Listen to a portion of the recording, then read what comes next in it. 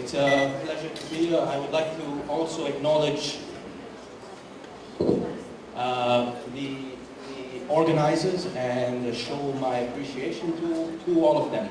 I will be extremely brief because I know we are running in the evening and people have to drink beer, as my colleague noted, so I will be very brief. Okay? But we have heard a lot about smart cities, innovation, governance, so on and so forth, all of these big words.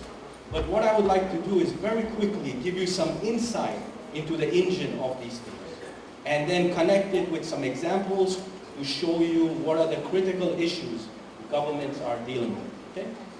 So I will not try to use the pointer, but every year there are graphs like these that come about that describe the emerging technologies. So for example, think about things like quantum computing, right? Those are technologies where we have a chance to influence their future trajectory today. However, things like blockchain, which many individuals are excited about, it's boring in the information technology space. So a lot of my research looks at technologies that are coming down the pipeline 10 or 12 years from now. Not technologies that are out here right now, because those, their trajectories from an innovation and governance perspective have already been pretty much designed. So let me show you some example. This is Dubai. Oh, by the way, very important, I forgot an important disclaimer. I will be sharing a lot of examples, and I wear many hats. Like this one is my hat as a researcher at Brookings. I will share some more examples. My friend Roberto asked me to share an examples of Brazil. I have added them at the last minute, examples on Brazil. All of these examples, I am very grateful for a number of organizations that underwrite my research. But everything I'm presenting to you, because I know we are being recorded, are my views. Okay? Only me, blame me, don't say it's about the organizers. Okay, now we go to Dubai. So in Dubai is a very smart city, and you will find examples like this, where if you call up to have an issue around your water, you talk to an artificial device. You don't talk to humans. When you ride the bus, they have facial recognition. So you have a lot of these innovations in place. But Dubai is also a place where you have this. You see? This is also artificial intelligence. And the most important line is over here. You can't read it very clearly, but half of the police, half, by 2030 will be replaced by machines. And they look like this. Voila. Okay? So AI can be both very interesting, like small stuff, but it can also be things like this. And we already heard from my colleagues earlier, like Marcus and others who showed you some Robocops and all of these images. But these are not dreams, these are not illusions. They are being designed right now. And so these are the kinds of technologies that I look at their innovation trajectory. So we do projects like this. This is an old project we did where we were examining a number of smart urban areas. We were examining how they are using various technologies to make their infrastructure smarter. We also have projects where we use large-scale data to actually solve urban problems. So my previous colleague Ashanta talked about China. In China, we have projects where we are using data mining to identify sources of illegal household waste dumping, and trying to identify why do people do it and how do we use behavioral economics to nudge them to actually manage their household waste so that it's more friendly for the environment. The other projects we are involved in terms of innovation is we are trying to get local governments which are the main engines to manage smart urban areas, more towards evidence-driven decision-making. Okay? Local governments are still very, very slow when it comes to their information technologies. They might be able to deploy smart information technologies, however, they are using ancient technologies to manage their internal processes. So we are designing various kinds of tools. I will not walk you through that mess, but to help them synthesize data across the environment. So think about this. Most local governments do not have one view of you. If you go to the driver's office, they have one view of you. If you go to the tax office, they have another view of you. If you go to the health, they have another view of you. So what they are doing is trying to manage individual things. Okay? What we are trying to do is help them integrate it and change the nature of the actual issues they are managing.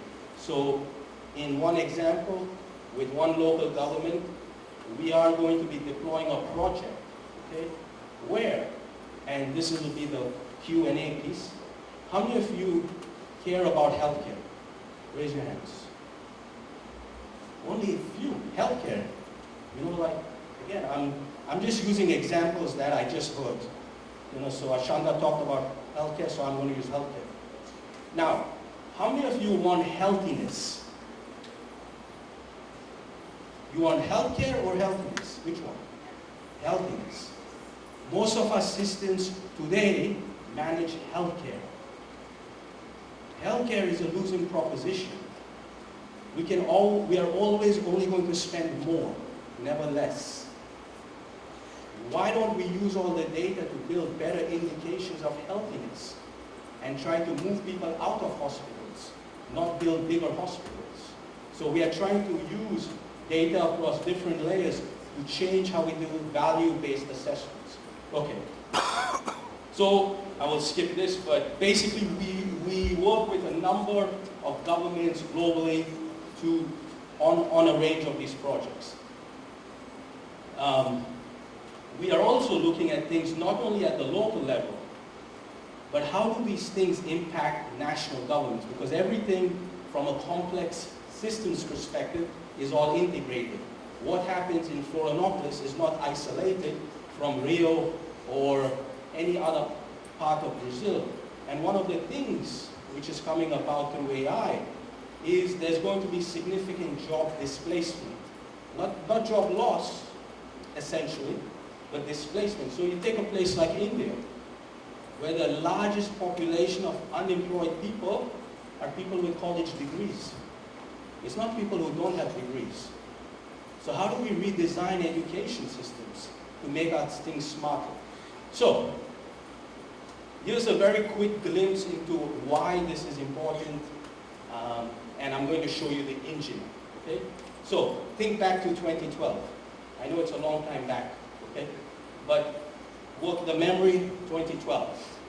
There were two things happening in the US at that time. President Obama was running for election, and there was a major hurricane going to hit the East Coast. My research team at that time was mining a lot of data from the World Wide Web, okay, to look at two issues. How are people talking about elections, and how are they dealing with natural disaster? If you looked at the world on Facebook at that time, everything in red is about the elections. Oh, sorry, about the hurricane. Everything in blue is about the elections. Red, hurricane, blue, elections. This is, let's take the beginning of the week, Monday. Now the hurricane hits the east coast of the US. That's Wednesday. This is Friday. You see this? Oops, sorry. Oops, so I have to wait before I get that. Okay. All right? So look. 1, 2, 3 in a week. Under a week, if I'm being very precise. But it's late in the day, I don't remember the exact time. But it's under a week, those 3 images. That is how data was changing in 2012. Okay? Now, another big national event happened in 2014. You guys remember? It happened over here, Brazil. Ah, see? He asked for example. And I know I was getting the last end of the shift. So I had to have something funny. Well, this is not funny, okay? But okay.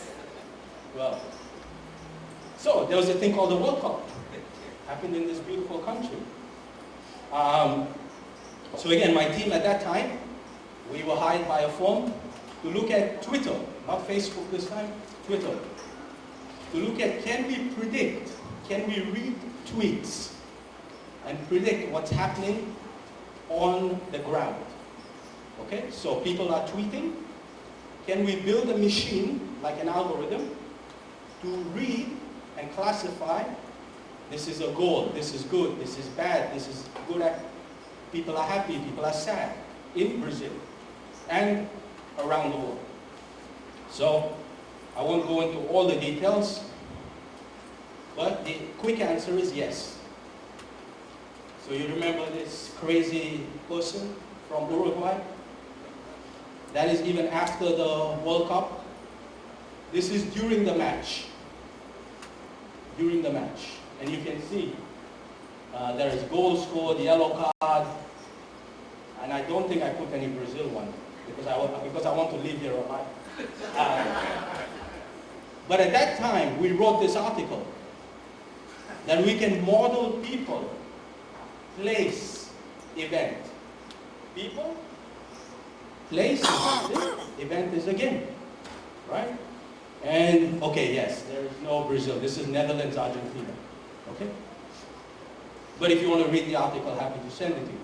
But 2012, you couldn't do this very nicely. 2014, you're able to do it very nicely.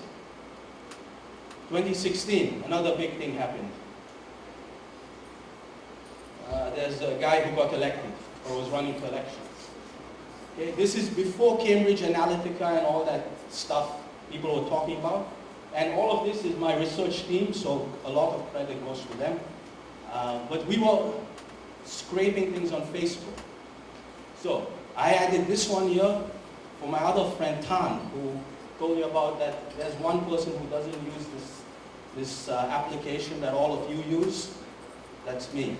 I don't use WhatsApp. And the reason is I do projects like this. So, before Cambridge Analytica broke, my team was scraping data from Facebook.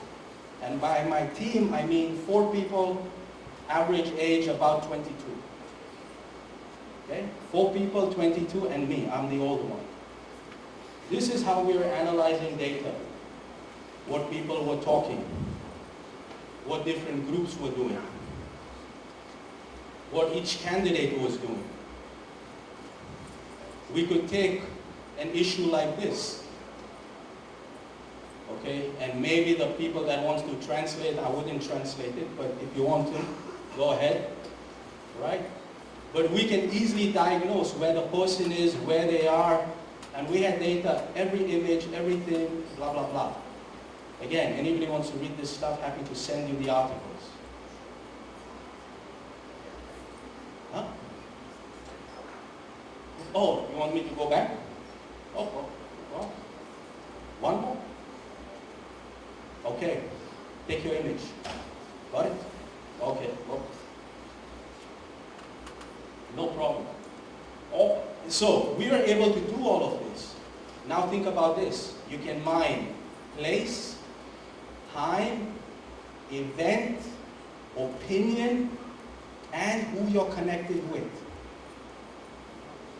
All of that's possible today, right?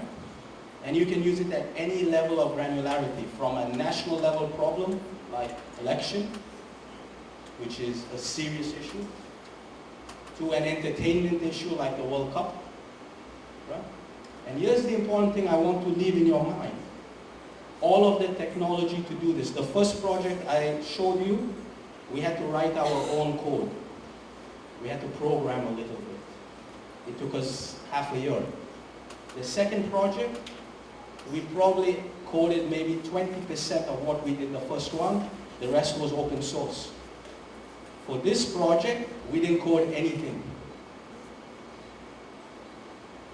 This project had over 100 times the data the first one did. That's how quickly the world is changing. Right? So again, if you want all this stuff, it's available online. Just Google, whatever, Facebook. Then in 18, we are doing projects like this, where we are trying to use the power of technology to solve social issues in urban areas. So in the US, and that's the paper, depending if you are rich or you're poor, you get different access to childcare options. I don't have children, but this is what I've been told. So what we are doing is using technology like how you rate food and restaurants, so on and so forth, to design better indicators of childcare quality, get more people from the poor neighborhoods to actually provide comments and feedback, and help governments build better rating systems. And this is an urban issue. So we can take, that's a childcare page, that's a comment. We can analyze word for word, geolocate things, figure out the difference between affluent communities, non-affluent communities, so on and so forth. Okay? All of this is possible, and today this project, to actually scrape all the data, collect all the data, analyze it, and writing, it took a little while, but all the algorithmic stuff, it was done in 4 weeks. And this is for the top 100 neighborhoods in the US. This is how much data is out there. Right? So you can use it to solve this, and these are all innovative solutions you can build. Okay, so now, let me give you 2 things before I end. Let me take a technology that has been highlighted throughout the last couple of days, autonomous vehicles, different people have talked about it. So I want to use it as an example of why you need to think about technologies that are coming down the pipeline 5 to 6 years today. So, in 2015, not many people were thinking about autonomous vehicles. Very few. But we were asked by a government to look at big technologies that are going to impact urban areas by 2035. And we said one of them at that time is autonomous vehicles. Okay? And we had other ones, but among everything we said 2035 autonomous vehicles. So, not too long ago you saw things like this. They are ready to hit the road. Okay? But then you have things like this. This happened in Arizona a few weeks before I left, actually. Okay? This one incident brought all autonomous vehicle testing to a halt. But now think about this question, and we raise this question when we're looking at this information technology. Humans kill a lot of people driving. Humans kill a lot of people. Autonomous vehicles at that time killed one person. I'm not saying that one life is not important. It's important. But how many lives have we lost to people drinking and driving, speeding, blah, blah, blah, blah, blah, blah. But with emerging technologies, one issue, right? So we still don't have guidelines, right? As my colleague Eduardo was on his panel asked, do you hit the grandmother or do you hit the baby or the kid? I don't know. I hit both, maybe. I don't know. But, you know? But these are questions we were wrestling with at that time. Okay? And at that time we said most of these technologies will never reach their full potential, not because of engineering. Engineers will figure this out. It's because of the policy, because of economics, because of the innovation system. And we are seeing this happen today. So we did an analysis at that time, it's this thing over here, how much money local governments will lose because of autonomous vehicles. Think about in the US, how much, where do the fines collected go to. The fines that the police collect don't go to the police department. They go to fund the public parks. They go to fund the school. They go to do all these other things. So if you introduce autonomous vehicles, very nice. They don't speed. They don't drink and drive. We don't need as many of them. Okay, where's the local government going to get money? So we did an analysis. The other thing is we all know we need autonomous vehicles, but how is the investment trajectory going to look like? In Arizona again, this happened about 15 months ago. So Arizona, because of the geography and the sun and everything else, it's heaven for all the autonomous vehicle companies, so we have a lot of testing out there. But then in neighborhoods, people are seeing these things and they're throwing things at it. They're throwing things, rocks, knives. In California, one guy, came in front of it, the autonomous vehicle stopped, baseball bat. Because of that, when we think about fragility of our urban areas, technology is going to cause some effects if we don't have good innovation and policy and governance around it. So we have a whole project that's looking around how is technology going to increase fragility of our cities. I was in Pretoria in June or July, whenever I was here, and they had a strike on the bus system. Right? And Uber, do you think they gave lower price or higher price? Higher price. So the poor people relying on the bus goes on strike because they were going to introduce the automated whatever ticket system, and the most vulnerable people now have to pay higher to get to work. That's technology dependence.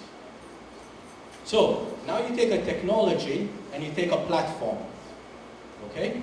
You combine the two together. Uber and everything else, you are managed by a machine. You don't have a boss. The boss is the algorithm.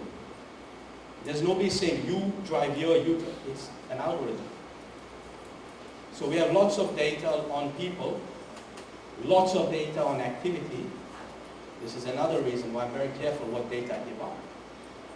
And people are building platforms to mine this data to drive your behavior. And it's going to happen in urban areas. Most people do not know how to read a map today. They are lost. Every time I go to China, the people residing in Shanghai cannot find anything. They look at this. And this is being driven by technology and innovation. And then you have the adverse effects, where in countries where there is the ability to strike or have a demonstration, you are seeing this. But again, how much of these technologies are fixed into our urban systems for which we have no alternatives? Think about Amazon today. Amazon began as a company selling books, but its vision was always A to Z, means everything. So when they enter the food industry, when they enter the newspaper industry, it's not because they are bored. It's because they want one platform and there's no other alternative. Right? So when we think about our platforms for our urban areas, these are the kinds of things that are going to impact how the future of emerging technologies and their potential for innovation. Here's an example where Uber drivers figured out, aha, we can beat the algorithm. You know what they did? So in DC, right near Ronald Reagan Airport, okay, what they did was very simple. They would all collect, meet up, they would all turn the Uber app off. So what does Uber see? Oh, there's no drivers, but they're all waiting. And then one by one turn it on. And then they get the surge pricing. So here are employees or contractors or freelancers of a company who are figuring out ways to break the algorithm.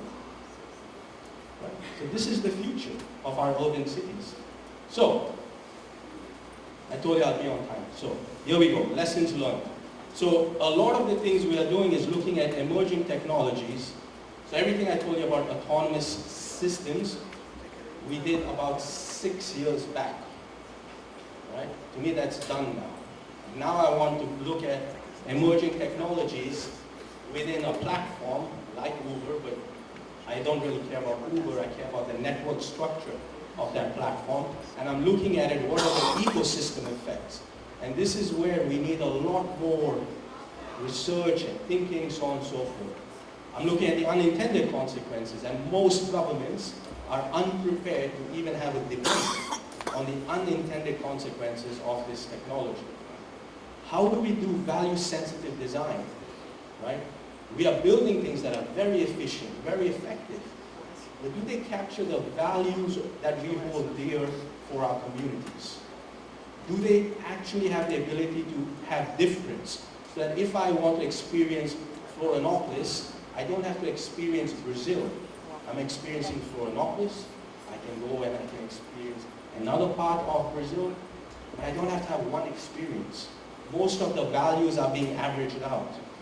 How do we create public-private partnerships? None of these problems are going to be solved either by the private or the government or the non-profit on their own, but we lack methods for good collaboration. And lastly, technology innovations, this issue of platformization. I don't even know if that's a real word, but everything is a platform today. Everything is connected. Is that really a good thing? Yes, it gives us ease, gives us efficiency, but at what cost? At what cost are we building these mega-scale platforms? And by mega-scale, I mean mega-scale. You heard examples about these smart cities that cost 25, 30 million, billion dollars. These are mega-scale individual platforms. Why? What is the design? What's the thinking behind them? We need a lot more stuff. And then the portfolio of technologies. Again, what are we building? Why are we building? And how do we build things? My example is, how do we build Swatch? You know, Swatch watch has 5 components. The straps, the face, and the screen behind it, and 2 more screws. You can change it as you need. But we keep building information technologies like we're building Rolex. A Rolex has 38,000 components in an average Rolex. If you want to change one component, you have to open and go through. And if you want to see the chart, I'm happy to show you offline. But at the end, my point, very simple. I really like this quote. I think we are designing governance and innovation systems and our information technologies, and I don't have a better word to use, so I'm going to use the word I have. We're designing it assuming people are idiots. Right? We're not designing them assuming people are smart. Very few designs that I investigate today are built on the assumption people are smart. People want freedom. Everything is built about, hey, let us actually dummy everything down. And that's making us not so intelligent. And so my hypothesis is we need to get back to this. So with that, again, I appreciate all of you that were here, and I thank you. Thank you very much.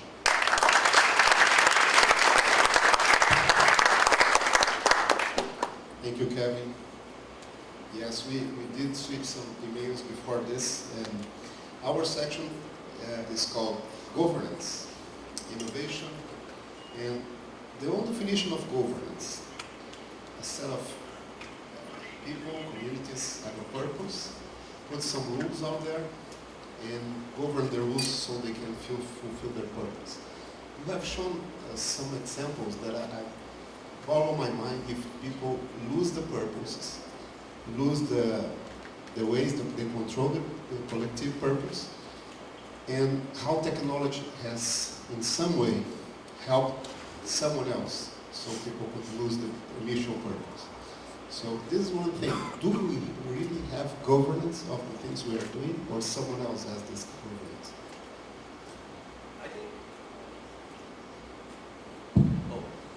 I think that's a question of lot of us have been thinking about, because we don't know the answer, right? I think we have given up a lot of governance to algorithms. We have given up a lot of governance to what we call institutions, because we just say, well, that's government's problem. And we have given up a lot of governance because we lack, at least, and if I use the term we, I have to be very careful because I know there are exceptions, but in most cases, people have lost the sense of community and the value for bottom-up governance, right? Our only options recently when we see these movements and everything else is to go on strike, riot, rebel, and these are episodic. But we have not had an investment into bottom-up governance that has lived over time and is repeated. So in my opinion, we have outsourced governance to machines or things, and we need to take some back. Right, and that comes to another subject that I know that you have written, and I think it's very interesting, is the concept of frugal engineering, and how engineers and the ones responsible for technology should be aware of this and put those in the design so that the technology will be social designed, will be community compromised. Could you talk us about that? Yeah.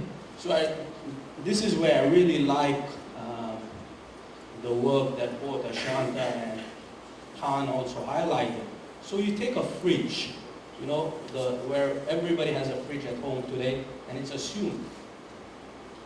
The fridge we have at home and you have at home does more things than keep food cold, right? But we have built it so that we can keep the vegetable in one temperature and the, you know, wine in one temperature and the freezer in one. But a fridge, essentially, should really only have about 200 components. Our current fridges have over 2,000, right? So we have forgot how to build for simple use. Everything has to be complicated. And so a lot of the work we are doing in teams is to deconstruct, like a watch, right? I use the example of a watch a lot. My watch does only one thing. It reads me the time. But I have friends whose watches, you know, tell them the email, the temperature, how many steps they took, what they like to eat. That's a watch. But now everybody wants to have that thing, and we have complicated it. And the problem is if we lose the art of frugal engineering, everything we build is going to be bulky, heavy, and those things cost a lot, they fail a lot, and to keep them updated and working costs a lot. That's why most IT departments, 80% of the IT department's resources are spent on upgrade and upkeep, not on innovation of new stuff. It's just to keep these old bulky things running. Yeah, so we need to invest in people building small, not... Well, we're still waiting for the questions to come, and when they don't, on that subject, I think, comparing to the other things that we've been discussing in this meeting, other thing that we have changed the email, because the progress concept from the smart cities to human and sustainable smart cities goes to this, how to put technology on this and to work to people in communities where money is not there. Could you talk about that? Yeah. So I think, and this is especially relevant for individuals that want to see some of the most innovative solutions. I actually find them in very interesting places in the world, and a lot of them are places where they don't have resources. So I'll give you one example. I was in a village in South Africa, and I was teaching a class in Johannesburg, and one of the assignments I gave to all these undergraduate students, we were doing a class on entrepreneurship, is I want you to bring me an entrepreneur for your final exam. And the entrepreneur doesn't have to be a rock star, somebody that meets your definition. And one kid came to my class, and this was his innovation. To me, it's still the most brilliant innovation I've ever heard. He said, when I come home from school, I have to go home, then I have to run to my friend's little, not even a home, like a little shack. And we all have one TV. And we want to watch the TV. But half the time on the TV, they put these ads. And it's a waste of our time because we only have 1 hour to watch TV. What this kid realized, it's an opportunity. He got a campaign started where he went to these advertisers and said, you idiots, we don't have a TV. Why are you advertising on TV? We don't have desks in the classroom. Why don't you, it costs less for you, buy us a bunch of desks, put your logo, I see it every day. Innovation solves an urban problem, doesn't need rocks. So a lot of the places where people are leveraging indigenous knowledge, that means knowledge from the community. If you look at SAB, the beer company, Ashant has made me think a lot about beer right now. But a lot of their local beers in South Africa and other places use things that are local. Not saying let's export everything or import everything. So I think when you look at indigenous communities that have very little resources, they are very hard to examine, but that's where you find some of these, what I think are the most brilliant innovations, because they solve a real problem. They don't need to scale. It doesn't need to apply to everybody. It's not cost a lot, and it works. So they don't need to plan 20 years for this innovation. Boom, boom, boom. They jerry rig it. And talking about innovation, let's innovate a little bit with a microphone question here. So yes. I grabbed my microphone. WhatsApp, no. I have WhatsApp, but do you know, I'm lazy to add this number as a contact to send it. So, both of you, thank you very much. I know that Kevin's work is amazing and very inspiring. But I would like, as I know you, in the past in joint research and collaborations, I would really like to hear a bit more and your work on urban commons, digital commons, e-governance work that you have been doing for quite some time. Could you please share your work so we have a little bit balance with Australia and Brazil? Okay, I'm a very obedient guy. This is a masterclass of Kevin, so of course it's my pleasure. We've been working with the concept of commons and thinking, because if you go to governance, and one of the things in purpose and why a community of individuals are there. So it's the first principle of commons.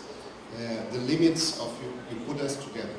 And then comes the other 7 principles that Ostrom discovered in her novel. And we have been applied these principles in different situations and different frameworks of social development.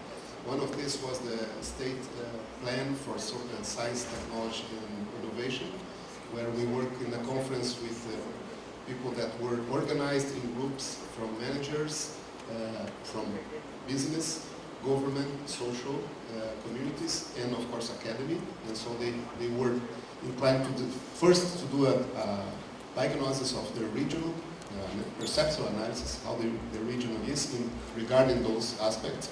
And then in the afternoon to come up with the proposals and suggestions, and that came a master plan for science and technology. And applying this principle of commons is interesting because you share people to discover where you should go together. Because one of the principles is conflict resolution. And if you don't have the limits, you go beyond the purpose. Your conflicts become confronts. And then if you work inside the limits, it's easier.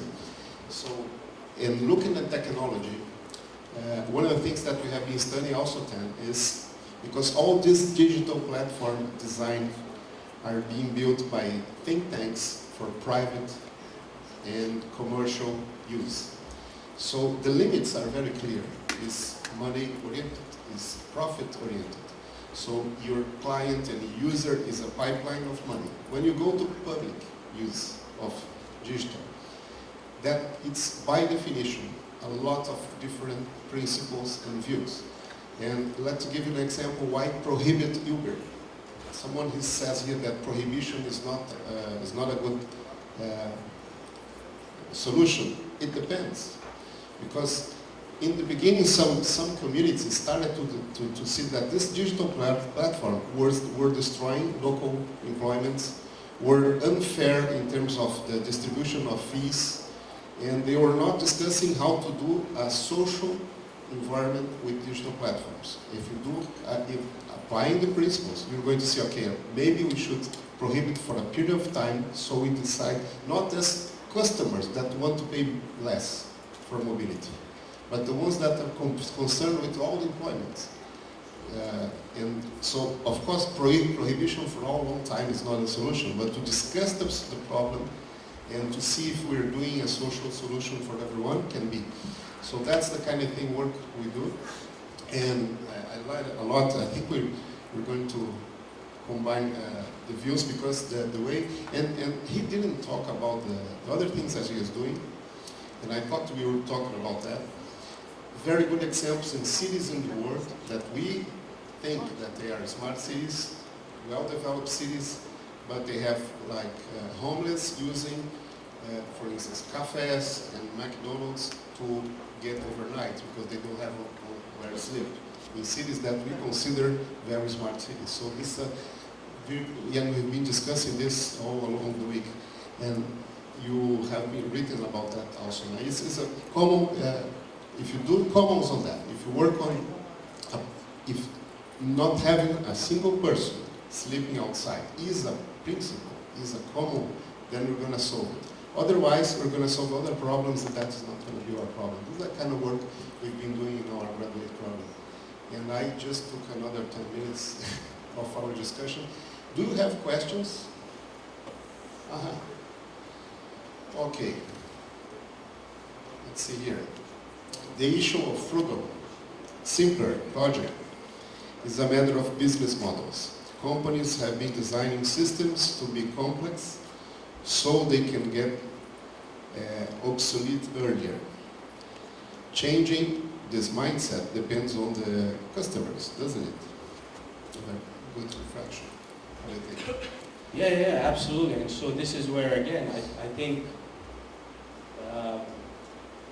we need to really think about how we are consuming resources, why we're consuming, why are we building, because to me, we have gone into a world where bigger is better, more is better, blah, blah, blah is better. And again, especially with digital right now, one of the big issues is how much energy digital uses, right? And so these things are not free. They consume energy. And like, how much processing power do we need? So for example, unless I'm running a very agent-based model on my computer, I'm using 8% of the processing power. 8%, right? And when I'm running a complex agent-based model, maybe it gets up to 55. For the rest of it, like MS Word, all these things, we have so much stuff. And I think one of the things we need to see, and this is why there are slowly these social movements happening, and it's related to your previous issue about making our cities and everything much more livable, not much more like fancy. I would rather, like when you go to England and other places right now, they're investing in addressing homelessness rather than building a smart building.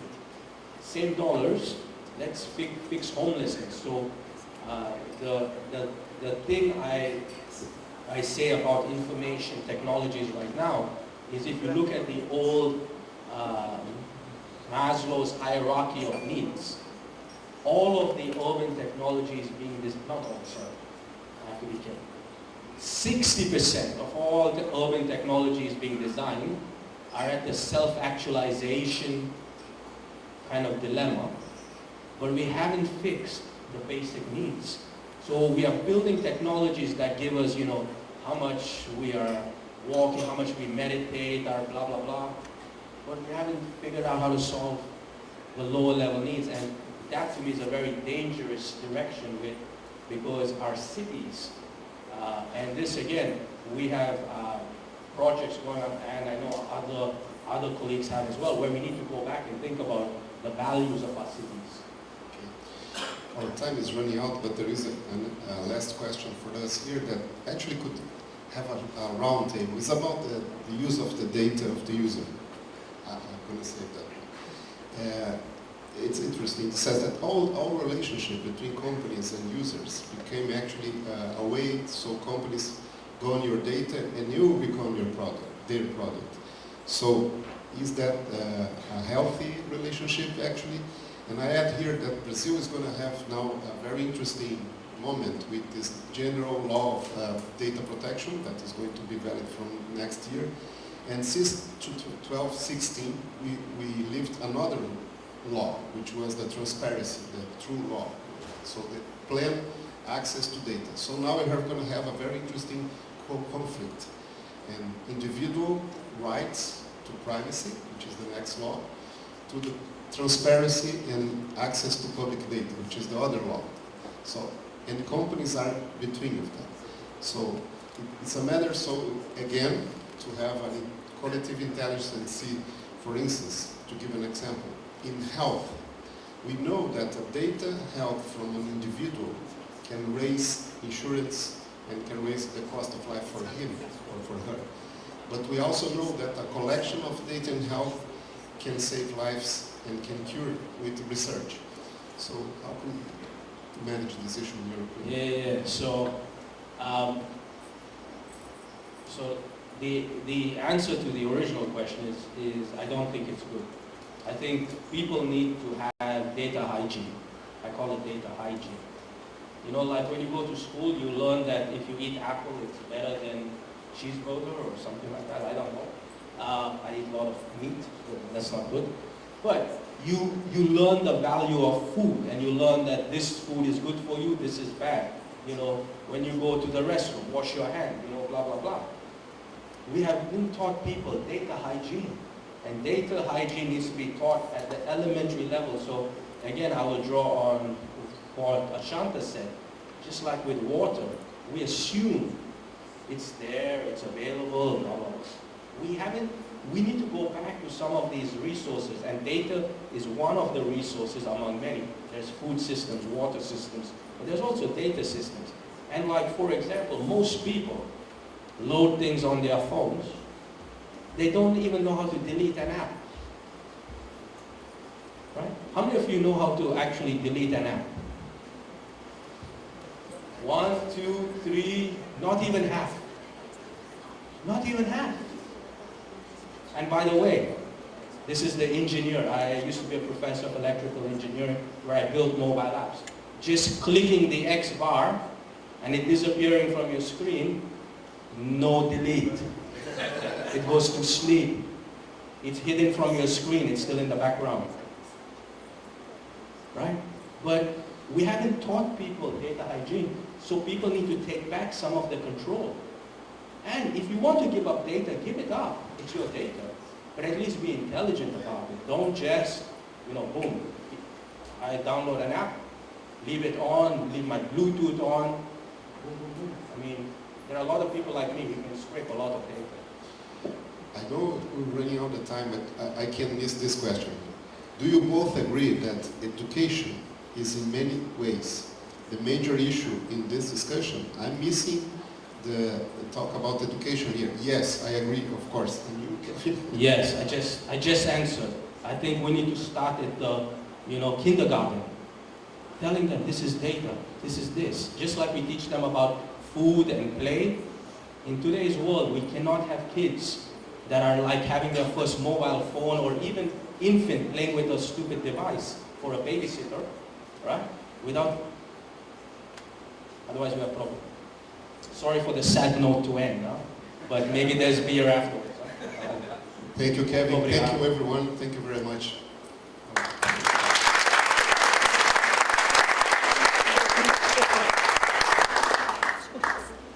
Agradecemos então aos nossos painelistas. Vamos fazer a clássica foto então desta plenária.